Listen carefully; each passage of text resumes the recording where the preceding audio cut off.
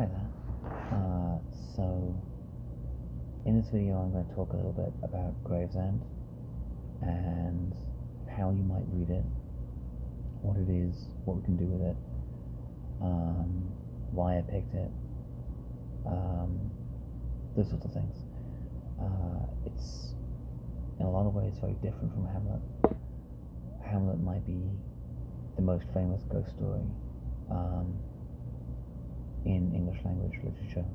It's up there.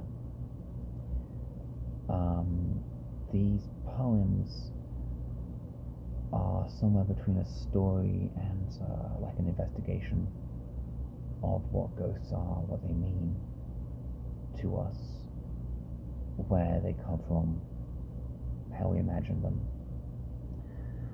So, Swensen is a poet at, I think, Brown, not that it matters, and this book is in 3 parts. Part 1 is called Have You Ever Seen a Ghost? Part 2 is How Did Gravesend Get Its Name? And Part 3, What Do You Think a Ghost Is? So Gravesend is a town in England on the River Thames, kind of further up the Thames than London. So if you come in from the sea, you get to Gravesend first. And she chooses this very old town as like the connecting point of all the different things about ghosts that she's interested in. But obviously, the word Gravesend, there's lots of plays on that word. Gravesend, as in the end of the grave, as in like what comes after the grave. The end of the grave, as in what is the use of the grave. End meaning use, or indeed Gravesend. And she plays with these here and there throughout. This was published in 2012, and I'd be pretty surprised if you guys have come across that much contemporary poetry, unless you seek it out, obviously. So a lot of it is sort of challenging, and some of it doesn't look like, in fact most of it doesn't look like what you might expect poetry to look like. And you might even look at some of the bits that seem like they're in prose and say, well, is this even poetry? Does this have the characteristics that I expect poetry to have? So, for example, you might expect poetry to sound like this.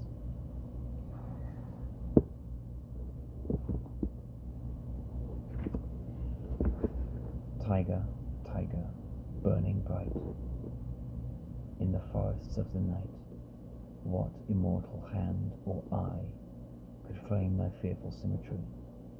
In what distant deeps or skies burnt the fire of thine eyes?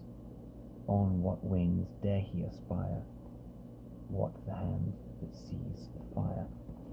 That's William Blake's The Tiger, 1790 or so. Or you might expect poetry to sound like this. This is the last line of Milton's Paradise Lost, where that rhymes and is very strictly patterned. Tiger, tiger, burning bright in the forests of the night. This has a much looser feel. It doesn't rhyme. It's called blank verse.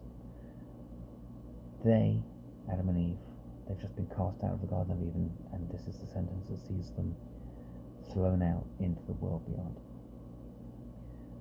They, looking back, all the eastern side beheld of paradise, so late their happy seat, waved over by that flaming brand, the gate with many faces thronged and fiery arms. Some natural tears they dropped, but wiped them soon. The world was all before them, where to choose their place of rest, and Providence their guide. They, hand in hand with wandering steps and slow, through Eden took their solitary way. So that doesn't have the kind of the oral patterning, or at least not so obviously as Blake does, but it has some of those things that we think of as poetic. Like it has these what's called the transferred epithet, wandering steps and slow, where the adjective comes. There's two adjectives, one comes after the noun, one comes before, and it has that kind of poetic register. Whereas some of the poems seem like they include like transcribed speech, which doesn't seem necessarily all that poetic. So my favourite way of thinking about like, is it a poem, is it not a poem, was there was this guy, Walter Pater, who wrote a book called The Renaissance in like 1866 or so, and in it there's this one sentence in which he describes the Mona Lisa, and this passage might be the beginning of like the modern cult of adoration of the Mona Lisa. So he wrote this as a piece of prose. She is older than the rocks among which she sits. Like the vampire, she has been dead many times and learned the secrets of the grave, and has been a diver in deep seas, and keeps their fallen day about her, and trafficked for strange webs with Eastern merchants, and as leader was the mother of Helen of Troy, and as St. Anne was the mother of Mary, and all this has been to her but as the sound of lutes and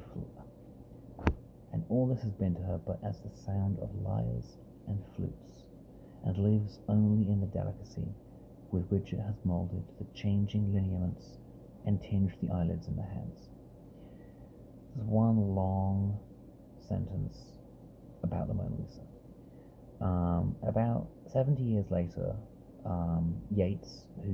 William Butler Yeats, who you might have heard of as an Irish poet, set this as a poem, and he broke it up much more as we might imagine a poem looking now, with like irregular line lengths.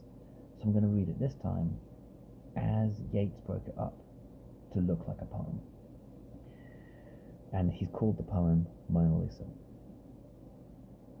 which is a much bigger decision than it looks like, because he's actually titled it.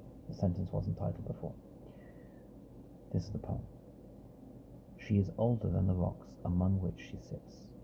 Like the vampire, she has been dead many times, and learned the secrets of the grave, and has been a diver in deep seas, and keeps their fallen day about her, and trafficked for strange webs with Eastern merchants, and as leader was the mother of Helen of Troy, and as St. Anne was the mother of Mary, and all this has been to her but as the sound of lyres and flutes, and lives only in the delicacy with which it has moulded the changing lineaments and tinged the eyelids and the hands.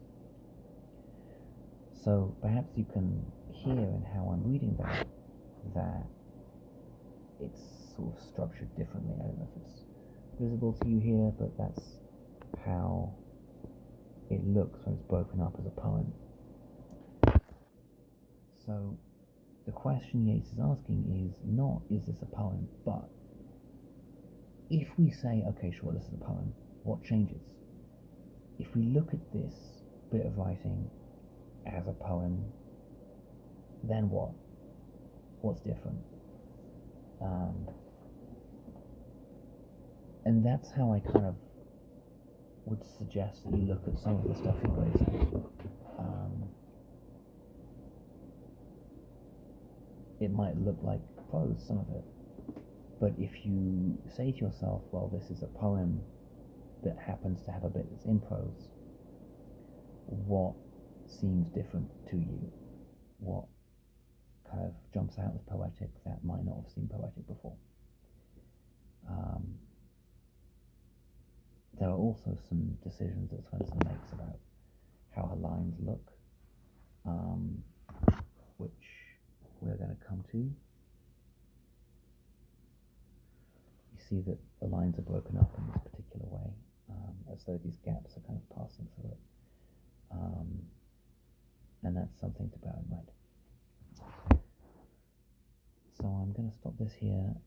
The next video I'm going to talk about how to read it, and So, thank you very much. Next video